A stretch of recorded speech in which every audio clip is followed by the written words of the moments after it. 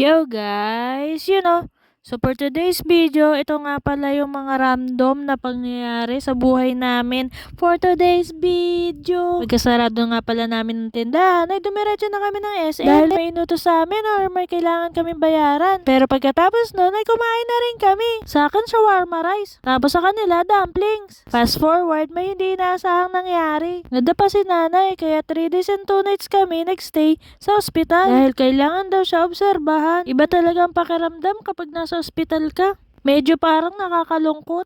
Pero walang araw na hindi kami nanalangin. Nabigyan kami ng kalakasan, lalong-lalo na si nanay. Kasi wala namang imposible kay Lord. Walang mahirap sa kanya. Maraming salamat nga pala sa mga dumalaw at mga nagbigay ng tulong. Hindi ko na kayo iisa-isahin. Alam niyo na kung sino kayo. Maraming salamat talaga. Mula sa kaibuturan ng aming mga puso. From Gudyaga family. Ang nakakatuwa, after 3 days ay nakalabas na rin kami. At parang walang nangyari kay nanay. Thank you Lord. Fast forward nga pala, tuwing gabi ay lagi kami nagdadasal ng sama-sama. Tapos itong pinakamamahal ko na si Marie ay nakikisali. Gusto din daw niya kasama mag-pray. Kaya ayan na tinahayaan lang namin siya. Kaso sa aking pag-observe sa kanya ay tila parang naging musika sa pandinig niya ang mga sinasabi ni nanay. Kaya napapatingin siya dito. Maya-maya nga lang pala ay ayan na nga ba ang sinasabi ko.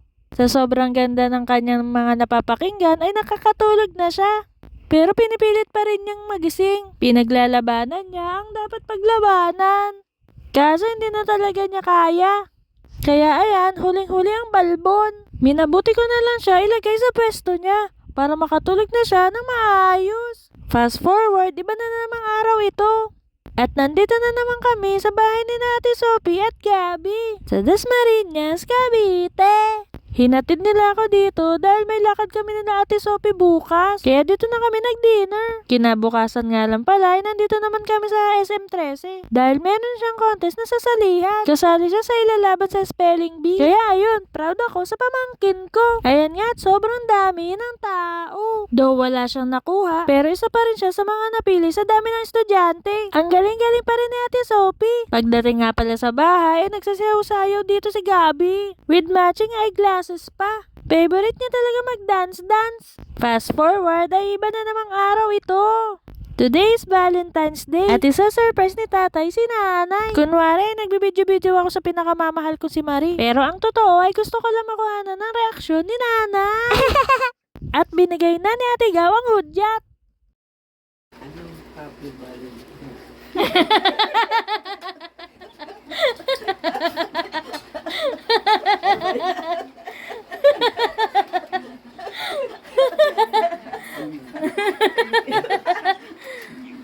Thank you, bro.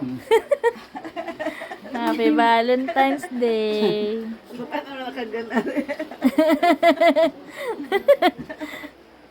Hindi ko kasi handa eh. Gigising ko nga lang eh. Gigising ko nga lang. Rain and juice. Ano yan? Di ba gusto mo yan? Sunflower.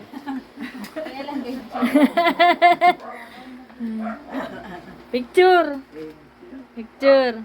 Your face, and it's nothing like I've ever known before. Love is an open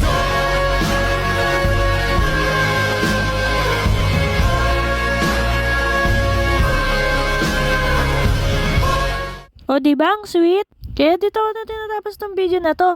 Hanggang sa susunod. Paalam! Mamamamam!